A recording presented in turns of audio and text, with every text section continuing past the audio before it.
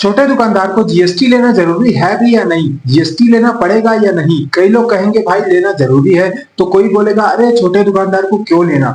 आज मैं आपको साफ साफ बताऊंगा कि कब जीएसटी लेना जरूरी है और कब नहीं। तो चलिए वीडियो को शुरू करते हैं। लेकिन अगर आपने वीडियो को अब तक लाइक नहीं किया है तो लाइक कर दीजिएगा और ऐसी और वीडियोस को देखने के लिए वीडियो को लाइक करके चैनल को सब्सक्राइब भी जरूर कर दीजिएगा। तो सबसे पहले हम समझते हैं कि जीएसटी है क्या। तो भाई जीएसटी का जो फुल फॉर्म है वो है गुड्स एंड सर्विसेज टैक्स, यानी कि सामान और सेवाओं पे लगाने वाले टैक्स। पहले अलग अलग टैक्स होते थे, अब सब एक में मिल गए हैं। सरकार इसे एक ही सिस्टम से वसूलती है, जिसे बोलते हैं हम जीएसटी टैक्स। तो अब हम समझते हैं कि कब जीएसटी लेना जरूरी है हमारे लिए। तो अगर आपकी साल की बिक्री 40 लाख से ज्यादा होती है या फिर कुछ राज्यों में 20 लाख से ज्यादा होती है आपकी साल की बिक्री, तो आपको जीएसटी लेना पड़ेगा। अब जैसे कि एग्जांपल के लिए आप एक बहुत बड़े होलसेलर हैं और आप दूसरे स्टेट में अपना सामान यहाँ से या फिर अपना माल भेजते हैं, तो ऐसी कंडीशन में जैसे अगर आप दूसरे राज्य में या सामान बेचते हैं या वहां से मंगवाते हैं या फिर खरीदते हैं या फिर लेन देन करते हैं, जैसे कि ऑनलाइन अमेज़न फ्लिपकार्ट पर बेचते हैं, तब आपके लिए जीएसटी जरूरी है। इसी के साथ साथ अगर आप होटल रेस्टोरेंट का बिजनेस कर रहे हैं और लिमिट से ऊपर है तो आपको जीएसटी लेना कंपलसरी हो जाए। तो अब मैं आपके मन में आने वाला सवाल ये क्लियर कर देता हूँ कि यार हमें कब जीएसटी लेने की जरूरत नहीं है। देखो भाई, आपकी दुकान सिर्फ लोकल एरिया में है, साल की बिक्री आप 40 लाख रुपए से कम करते हो और आप इंटर स्टेट या फिर ऑनलाइन नहीं बेचते। इंटर स्टेट का मतलब है कि आप अपने सिटी से, अपने एरिया से, अपने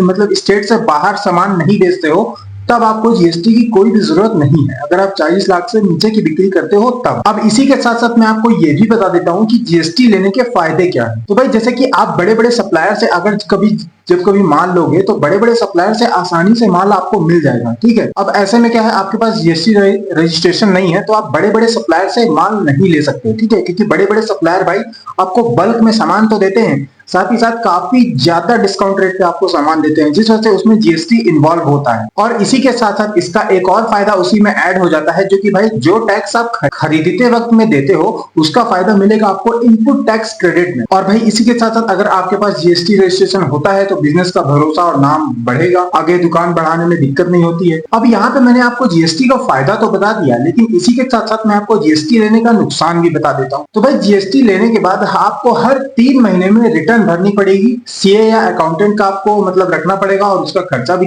देना पड़ेगा।